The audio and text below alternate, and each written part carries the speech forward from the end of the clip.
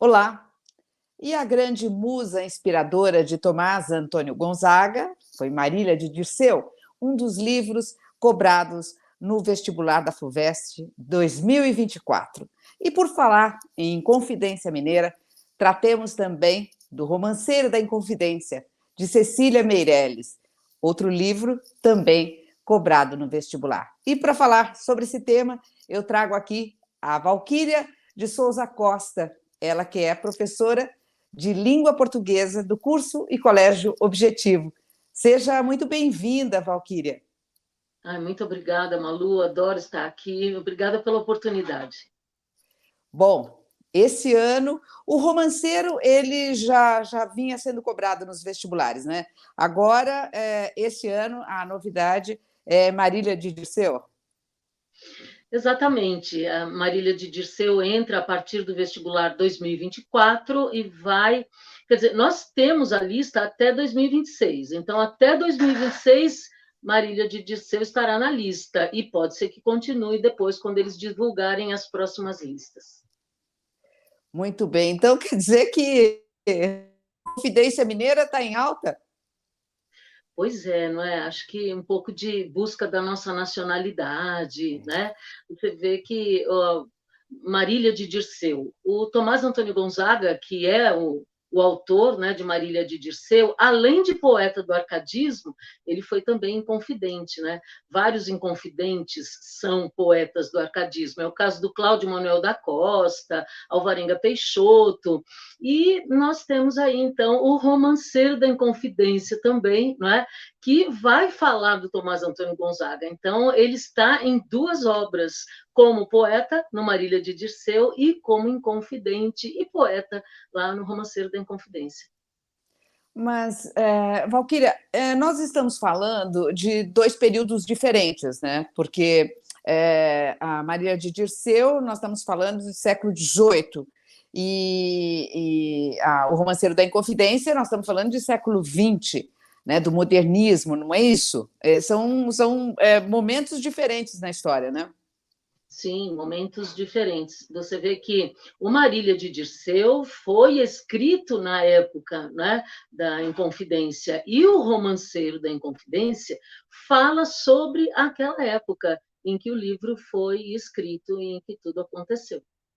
Agora, a Cecília Meirelles, ela pesquisou durante 10 anos, né? E ela bebeu na fonte do Tomás Antônio Gonzaga, né?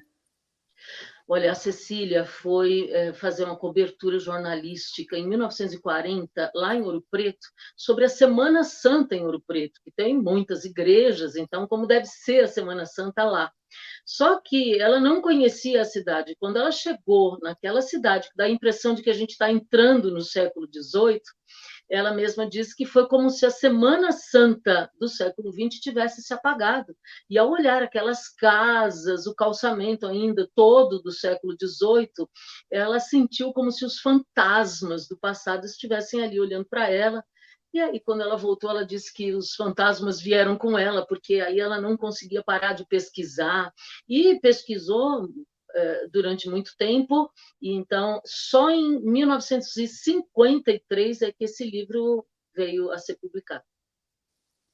Agora é interessante, eu entendo o que a Cecília Meirelles conseguiu sentir naquela cidade, porque isso também aconteceu comigo. Quando eu cheguei em Ouro Preto, lá nos idos dos anos 80, né? E quando eu vi aquilo, eu não tinha vontade de ir embora. A hora que eu fui para aquela Cachoeira das Andorinhas, aquela igreja, parece que assim você volta no tempo, né? Aqueles calçamentos, né? Brilhantes, assim, quando você pisa ali e pensa que os inconfidentes também pisaram aquele mesmo chão, realmente é de tirar o fôlego, né? Tudo ali transpira em Confidência, né? É a Rua da Liberdade, é o Museu da Inconfidência, né? Aquele calçamento ainda todo feito por mãos escravas, escravizadas, né? Nossa, aquilo realmente é de arrepiar. Ô, Valquíria, você acha que, por exemplo, o fato de terem duas obras, como O Romanceiro da Inconfidência e Marília de Dirceu, é possível que o vestibular cobre uma conversa, um olhar que una essas duas obras? Ah, é possível, muito possível, mas a FUVEST nunca é óbvia. Quando a gente está esperando alguma coisa, de repente, eles não fazem o que a gente espera, né? Mas, sem dúvida nenhuma, as duas obras conversam, né? Por exemplo, no Romanceiro da Inconfidência, a gente consegue perceber, muitas vezes, a Cecília, vamos dizer, imitando o estilo dos poetas Árcades, né? E que voltavam-se, na verdade, para a antiguidade, falavam de natureza, pastores, uma vida simples. Na verdade, era uma época de neoclassicismo, a época da Inconfidência, ou seja, uma inspiração na antiguidade. E a Cecília, ela de vez em quando retoma isso para falar especialmente do Tomás Antônio Gonzaga, dos Inconfidentes, que foram também poetas desse movimento literário que foi o arcadismo, né? Então, por exemplo, cobrar que os candidatos reconheçam esse estilo Árcade que está sendo retomado no Romanceiro é uma possibilidade. Existem trechos de Marília de Dirceu que são retomados no Romanceiro da Inconfidência. Por exemplo, tem uma lira do Marília de Dirceu em que o Tomás Antônio Gonzaga diz assim: daqui nem ouro quero, e isso é retomado numa fala lá do Romanceiro da Inconfidência. Então, reconhecer o estilo Árcade no romanceiro, reconhecer uma intertextualidade, reconhecer quando, por exemplo, nós estamos falando da biografia do autor do Marília de Dirceu, essas coisas podem ser cobradas. Agora, quando a gente fala no livro Marília de Dirceu, será que o Dirceu assim, seria um pseudônimo do Tomás Antônio Gonzaga? Será que ele ou ela pertencia? O que é esse Dirceu? Então, é uma característica dos poetas do arcadismo usarem pseudônimos. A gente diz que o arcadismo é uma arte fingida, porque, de fato, o Tomás Antônio Gonzaga era um desembargador. Ele não era um pastor que vivia na natureza, uma vida simples, né? Então, os escritores fingem que vivem numa cidade chamada Arcádia, lá da antiguidade, e além disso, eles usam pseudônimos, né, para fazerem esse fingimento. Então, o Dirceu é um pseudônimo, a Marília é um pseudônimo para a noiva do Tomás Antônio Gonzaga, que era Maria Doroteia Joaquina de Seixas. Agora, o ideal seria não falar, por exemplo, que o Dirceu é o Tomás Antônio Gonzaga. Seria melhor dizer que ele é um alter ego. Alter é outro ego, então, a rigor, né, isso vem do latim, seria um outro eu, um outro ego. Mas o alter ego seria o mesmo eu vivendo uma outra história. Então, o Tomás Antônio Gonzaga, é a sua noiva, mas vivendo como se fossem lá pastores da antiguidade. Então, isso seria o alter ego, o Dirceu e o Tomás Antônio Gonzaga, o poeta. Agora, o Marília de Dirceu ele foi publicado em Portugal, é isso? Pois é, você acredita? Ele, então, foi preso, né? Tomás Antônio Gonzaga era muito mais velho que a noiva. A noiva, quando ele conheceu, tinha 15 para 16 anos e ele tinha 39. Então, eram 23 anos, né, de diferença. Ele conheceu quando ele assumiu lá em Vila Rica um posto lá de desembargador. Ele era português, mas o pai era brasileiro. Então, a mãe morreu logo na infância, ele veio para o Brasil quando tinha 8 anos para viver com o pai e voltou para Portugal com 17, onde se formou e tal. Quando ele voltou para o Brasil, foi que aí ele veio assumir, em nome da coroa portuguesa, esse cargo de desembargador. E aí você vê a gravidade, não é, dele ser, então, esse inconfidente, né, traindo essa confiança da coroa portuguesa. Mas aí é que ele conheceu a Maria Doroteia, essa menina que o encantou. A gente fala tanto, ai, mas ele era tão mais velho, mas isso era comum naquele tempo, né? As meninas se casavam muito jovens e os homens já quando estavam com a vida feita, enfim. Eles ficaram noivos em 1788. Em 89, eles iam se casar. Faltava uma semana para o casamento quando ele foi preso. Então, foi assim um caso de amor, né, que ficou conhecido, vamos dizer assim, como um caso de amor frustrado, muito triste. E vamos lembrar que depois do arcadismo, né, depois dessa época, vem o romantismo. Então, mesmo os historiadores, ao falarem do movimento, né, dos inconfidentes, e também aqueles que levavam em consideração o lado da obra literária, Marília de Dirceu, acabaram idealizando essa história, esse casal de uma história triste, né? Enfim, e depois ainda temos esse lado da idealização do herói nacional. O Gonzaga, ele foi muito criticado porque ele negou ser inconfidente, mas numa hora dessa todo mundo quer livrar a sua pele, né? Ele negou ser inconfidente. E a grande crítica é que era uma história de amor tão linda e ele então foi condenado ao degredo. O que, Malu, vamos falar, né? O degredo é uma espécie de morte também, de condenação à morte. Porque você vai deixar para trás toda a sua história, toda a sua vida. Ele teve que deixar o casamento, né? Uma semana antes de se casar, tudo isso aconteceu. Deixou para trás o seu cargo de desembargador e foi mandado para a África, que naquele tempo era considerado assim o fim do mundo. E nos seus textos, como a Marília era de uma família muito bem posicionada, ele, nos textos, tenta mostrar tudo que ele tem, né? Mesmo mostrando que ele é um pastor do arcadismo, ele diz que ele não toma conta do gado alheio, que ele é proprietário. Ele tenta cantar a Marília mostrando que ele não é um pastor qualquer. E aí ele perde tudo quando, em 1792, ele é mandado para o degredo. E aí o que acontece é que, em primeiro lugar, nesse mesmo ano, o livro foi publicado em Portugal. Então, a dúvida, foi ele mesmo quem mandou? Mandou através de alguém? Olha, quando os inconfidentes foram presos, todos os bens deles foram tomados. Então, o cara ia sem nada para o degredo. E seria natural pensar que ele desse para alguém tentar publicar em Portugal, que seria uma forma dele ganhar algum dinheiro. E aí, essa foi, em 1792, uma primeira parte da obra publicada.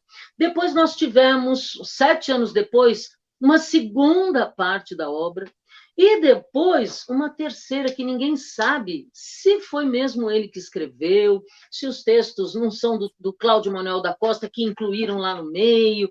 Então, essa terceira parte ficou meio na dúvida, né? Mas nós temos aí essa questão. Agora, o grande drama que eu ia te falar é que um ano depois que ele chegou a Moçambique, ele se casou com outra. Então, foi uma grande decepção. Como? Aquele casal e ele se casa com outra, né? Pois é.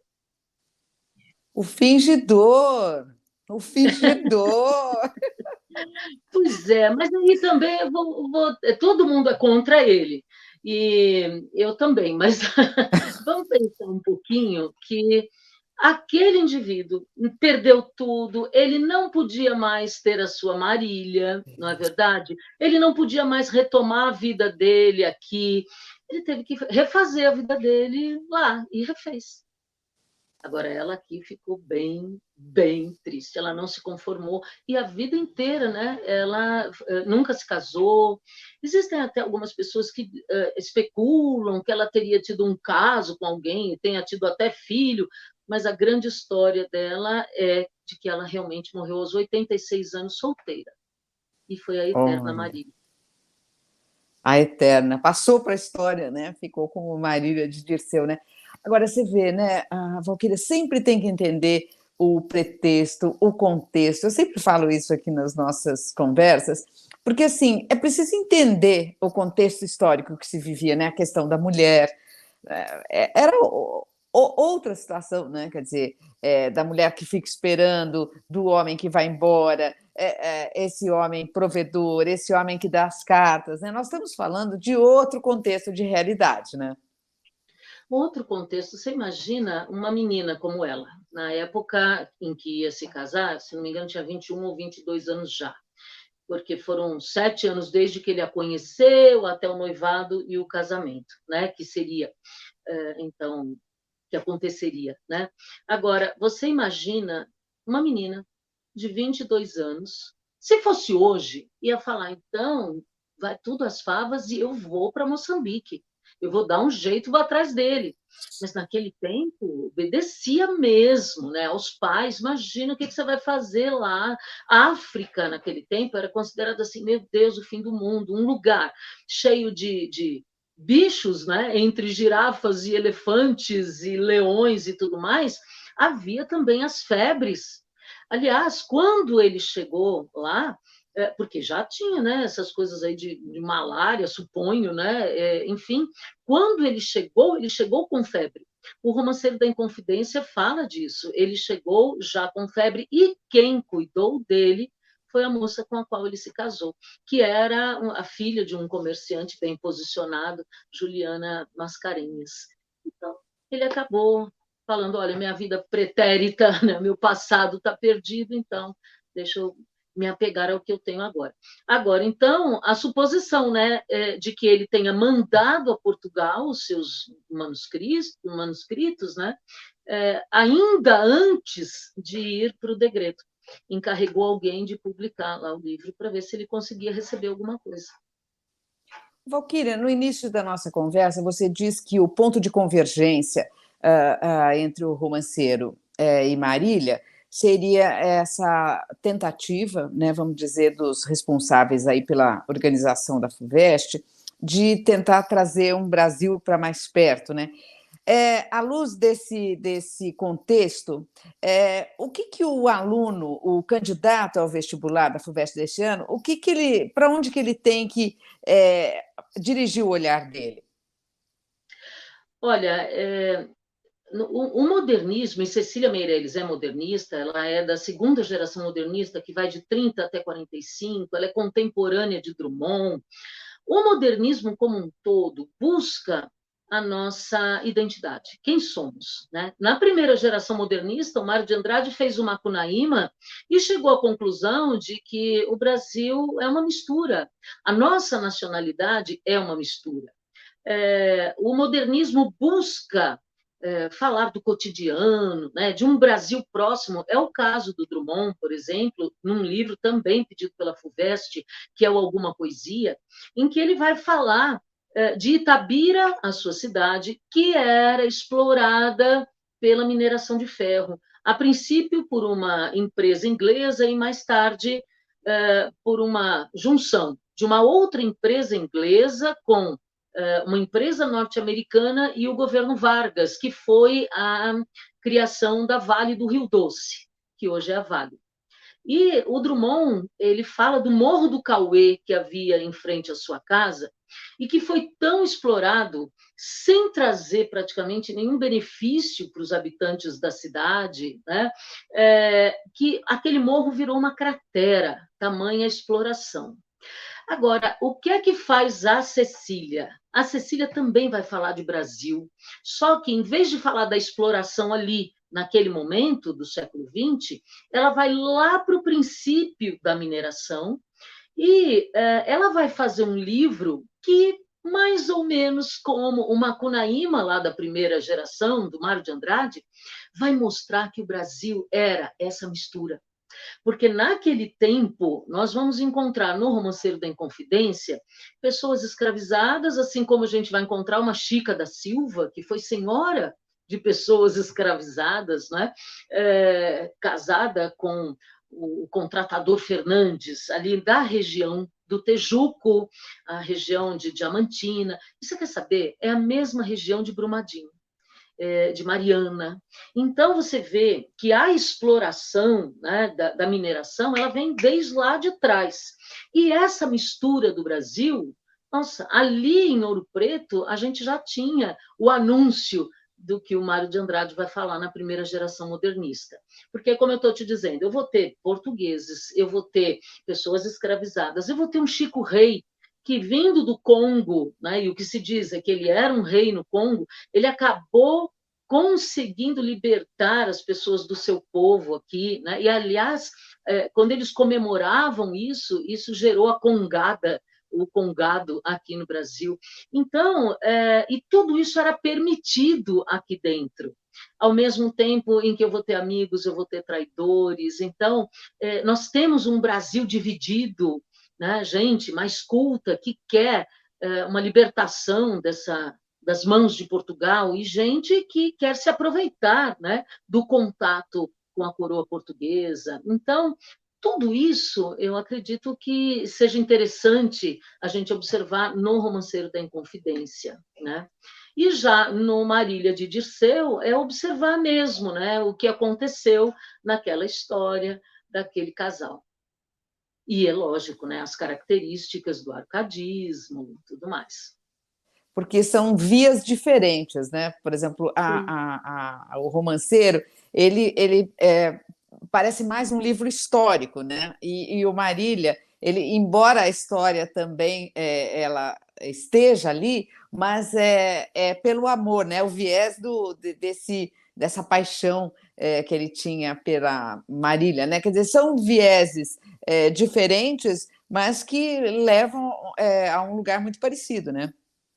Olha, são vieses diferentes, mas se a gente conhecer Marília de Dirceu, a gente entende melhor alguns poemas do romanceiro. E se a gente entender a história, né, o viés histórico que existe no romanceiro, a gente vai entender melhor a biografia lá que acaba sendo espelhada naquele alter ego que a gente estava falando do Tomás Antônio Gonzaga e da sua noiva ali, né? Então, entender um pouco das duas obras ali ajuda. Agora, você falou de uma coisa interessante, né? Que o romanceiro, então, seria um viés histórico. Agora, a Cecília Meirelles, ela não faz só uma retomada histórica. Faz, é claro, foram tantos anos de estudo, como você mesma disse, né? E pesquisou os autos da devassa, há milhares de coisas, de detalhes que estão no processo da Inconfidência, né? E que estão ali no romanceiro da Inconfidência. Mas existem coisas que a história não responde, Malu, porque a história é ciência. Então, o historiador ele precisa de documentos, né, para falar de alguma coisa. A literatura é livre. Então, por exemplo, às vezes, a literatura de uma determinada época fala mais sobre a época do que a história, porque mostra como era o relacionamento entre as pessoas, que tipo de gente havia naquela sociedade. Havia o sapateiro, havia o padre envolvido na Inconfidência, havia o juiz, né, que seria representante da coroa portuguesa e que quer separar o Brasil das mãos da coroa. Então, a gente fica sabendo que tem juiz, que tem lavrador, que tem sapateiro, ou seja, existe um panorama social da época que a literatura pode dar e que a história muitas vezes não consegue. O Romanceiro da Inconfidência não é um livro escrito naquela época, mas foi baseado historicamente, né, naquele estudo histórico. Então, tem muito de história? Tem, mas é como eu estava te dizendo. Por exemplo, pensar no que o Tiradentes estaria pensando no momento em que ele subia os degraus lá do cadafalso sobre o qual estava a forca. Isso não tem livro de história nenhum que vai nos dizer, mas a poesia consegue. Existe uma sensibilidade, né? Dizer, por exemplo, o que a Maria Doroteia, sentiu ao saber que o seu Tomás Antônio Gonzaga, o seu Dirceu, estava se casando lá em Moçambique, né? Então, esse lado emotivo, a poesia consegue reconstruir, a história não. Então, é um romance que tem de história, mas que recupera a história por um outro viés, um viés da imaginação, um viés literário propriamente. E por isso a literatura ela tem tantas camadas, né? Onde você vê o ambiente, a linguagem, a história, o contexto. Eu acho que tudo isso leva, o Valquíria, a um aprendizado, né? Por exemplo, nós estamos falando aqui de leitura obrigatória, né? Esse obrigatório até entre aspas, né? Obrigatória para o vestibular, né? Para a FUVEST e tudo mais. Mas o aluno, acho que quando ele lê, observando essas camadas às quais eu me referi, eu penso que ele leva isso para a vida, né? Porque, assim, você entendendo tudo isso, você entende da vida, né?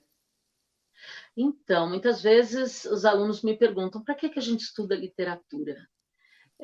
Eu diria que é para conhecer a humanidade. Porque, por exemplo, a filosofia, ela estuda a humanidade, mas a gente tem uma generalização das coisas, né? E a literatura pode particularizar.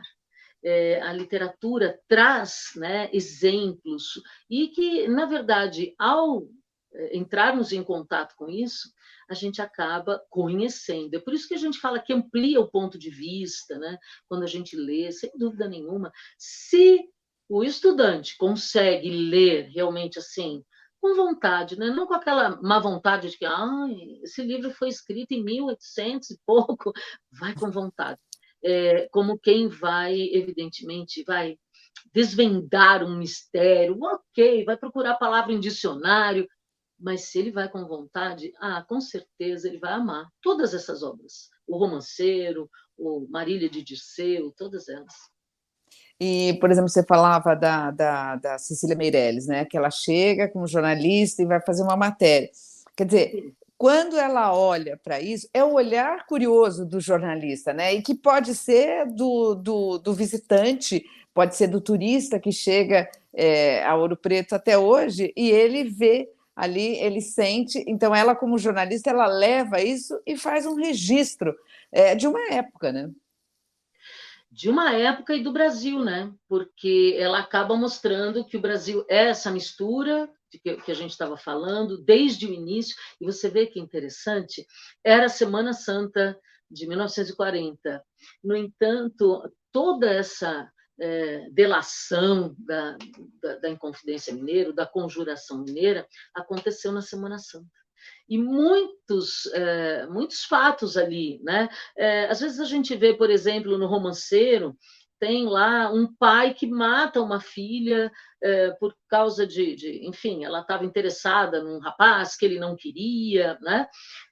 E ela frisa. Nossa, e tudo aconteceu na Semana Santa. Tem outros, né? Um punhal que alguém puxou no meio de uma missa, uma celebração de Semana Santa, por ciúme, enfim, e ela frisa tudo isso na Semana Santa, né? Então, num lugar de tantas igrejas, onde há uma Semana Santa, né, tão forte, tão presente, ainda estão presentes as coisas muito humanas. O Romanceiro da Inconfidência, na verdade, é um livro que vai falar sobre a cobiça, sobre o orgulho, vai falar sobre o egoísmo, né? E em vários poemas a gente vai ter isso, e foi na Semana Santa, que foi justamente o que ela foi ver do século XX e acabou mergulhando na Semana Santa do século XVIII, em várias Semanas Santas lá do passado. Agora, é interessante, né? Porque quando você pensa como o examinador, né, quem prepara essa parte, vamos dizer, do vestibular da FUVEST, quer dizer, ele está querendo desse candidato, desse aluno, um ser que pense o Brasil, que conheça a história do Brasil, né? Muito já se falou que o Brasil não conhece o Brasil e tudo mais. Então, quer dizer, o que você percebe é que a FUVEST está levando por esse caminho e o candidato que ele começa a olhar, o aluno, né? Começa a olhar, começa a estudar, ele vai refletindo, e até essa nossa conversa aqui puxando o contexto, o ambiente, tudo isso, né, Valquíria? Eu acho que leva esse aluno a pensar, a fazer a conexão da vida no Brasil, né? A verdade é que a FUVEST pede isso, né? A FUVEST não vai ficar, por exemplo, questionando e o Dirceu ficou com a Marília, né? Coisas assim, muito óbvias, né? Eles vão querer realmente puxar por questões até filosóficas, né? Sociais. E o interessante é que a Cecília, ela traz um estilo de poesia que era medieval, era lá muito usado na Espanha, na Idade Média, que é o romance. Mas não é o romance como a gente está acostumado a se referir, né, a esse gênero de literatura. Esse livro de romance que a gente lê, não. O romance medieval lá da Espanha eram poemas de cunho narrativo, então eles contam história, também popular, né? Era uma linguagem mais popular, muitas vezes de cunho histórico, que tem tudo a ver com o que acontece no Romanceiro da Inconfidência. Por isso ela chama de romanceiro, porque os poemas seriam romances nesse estilo, né? E, ao mesmo tempo, ela mesma diz que o livro não segue assim uma coisa muito rígida, de modo que há vários estilos de poema dentro desses romances. Por exemplo, a medida dos versos. Tem verso de 5, de 6, de 7 sílabas, tem até um poema com 9 sílabas, que é o que fala lá de Santa Efigênia. Então, são versos normalmente curtos, às vezes rimados, às vezes não. E tem mais. Além dessa liberdade, que seria moderna, né, de escrever cada poema buscando a sua característica, embora sejam todos romances, a gente tem também uma liberdade de vozes, porque ela vai mostrar o simples, ela vai mostrar, por exemplo, os velhos do Tejuco, da região do Tejuco, falando, pensando. Às vezes, eu, no mesmo poema, tenho o narrador do poema e meio deslocada para a direita, uma outra estrofe, às vezes até com outro tipo de letra, mostrando o pensamento dos maldizentes, aqueles que vão falar mal, por exemplo, do Tomás Antônio Gonzaga. Então, a gente tem realmente essa coisa que eu estou falando da mistura do Brasil, até nas vozes que falam no poema, que é o que a gente chama de polifonia. E isso seria bastante moderno, essa liberdade toda e esse registro de povão.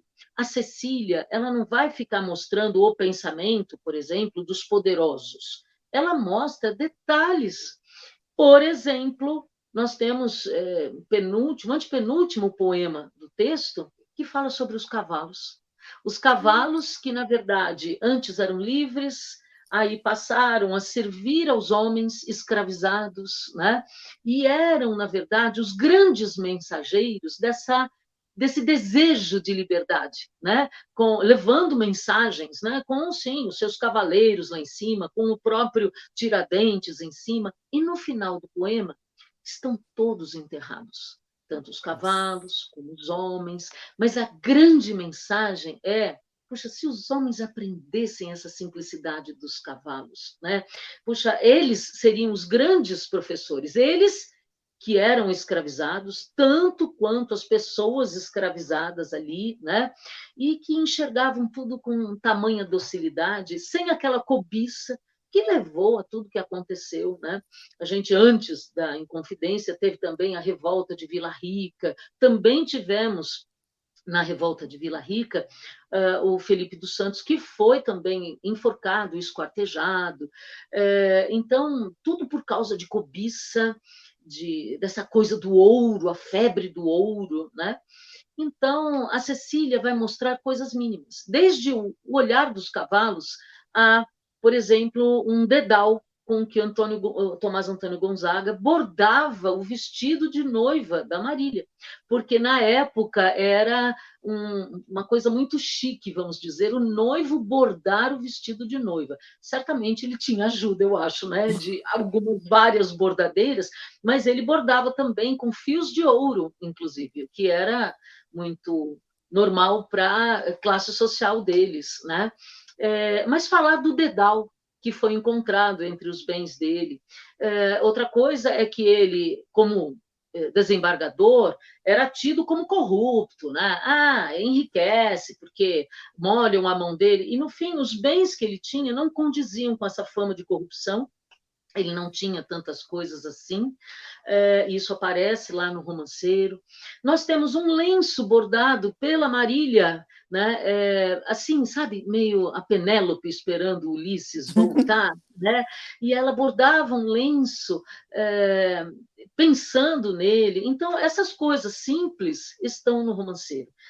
Não é o lado heróico que aparece aí, ou da classe social alta. Olha, Valquíria, uma conversa fabulosa. Adorei a nossa conversa. Volte mais para a gente falar de literatura, porque a gente fala da vida, né? Adorei. Valquíria, um beijo para você. Muito obrigada pela sua partilha mais uma vez aqui com a gente. Eu que agradeço. Posso só falar uma coisinha? Hoje em dia, os historiadores preferem, em vez de falar em inconfidência, conjuração, e chamar os inconfidentes de conjurados, porque a palavra inconfidência, a rigor, seria traição. Então, os nossos inconfidentes foram traidores do ponto de vista lá de Portugal. Para Portugal, eles foram inconfidentes, mas aqui para o Brasil, eles não foram traidores, né? Eles tentaram uma separação, de alguma maneira, das mãos de Portugal. Então, seria melhor conjurados, né? Pessoas envolvidas numa conspiração. Mas, se os estudantes usarem inconfidentes lá na FUVEST, eles não estarão errados, porque isso foi consagrado, né, durante muito tempo, e o próprio livro fala em Romanceiro da Inconfidência. Mas se eles puderem se lembrar de usar conjuração, conjurados, é melhor. Muito bem. Obrigada, Valquíria. Até a próxima. Eu que agradeço. Até a próxima. Tchau, tchau. Tchau. Beijo.